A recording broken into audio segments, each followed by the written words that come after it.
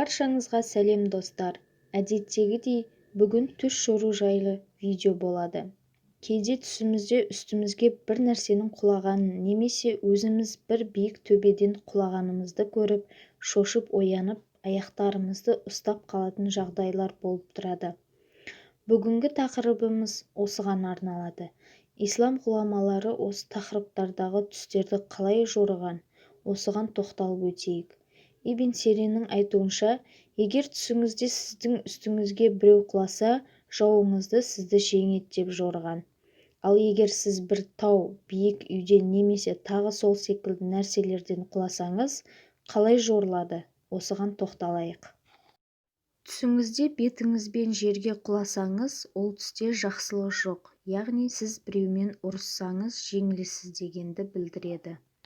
Түсіңіздегі құлау дінді дұрыс ұстанбағандықтан болуы да мүмкін, себебі ондай адамдар күнәлі істерге азғырылуға жақын болады.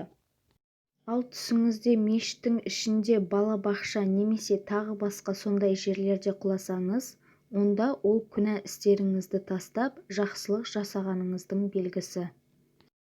Түсіңізде жоғарыдан төменге құласаңыз, онда сіздің жақсы нәрседен жаман нәрсеге бет бұрғаныңыздың белгісі. Түсіңізде тау немесе үй секілді нәрселерден құлау, алға қойған мақсатыңызға жетпегендігіңіздің белгісі. Түсіңізде біреу ұрып немесе итеріп құлатса, сондай-ақ аяғыңыз сырғанап кетіп құласаңыз, жаманшылық келетінінің белгісі. Түсіңізде біреудің құлағанын көру, ол адамның күнәлі іс істеп жүргендігіне ишара. Бойдақ адамның түсінде төбеден құлауы, оның бойдақ өмірі бітіп, тұрмыстық өмірге келетіндігінің белгісі. Егер жүкті әйел түсінде биік жерден құлағанын көрсе, онда ол әйел жеңіл босанып, өмірге ұл бала әкелетіндігіне ишара. Егер жасөспірімдер түсінде биіктен құлап жатқанын көрсе, жаңа өмірге қадам басқандығының және алдында түрлі сынақ болатындығының белгісі. Түсіңізде машинамен биік жерде құлау, ол сіздің басыңыздағы бір қайғының белгісі. Бірақ ол қайғыдан сүрінбей шығатыныңызға ишара, себебі түсіңіздегі машина қауіпсіздікті білдіреді.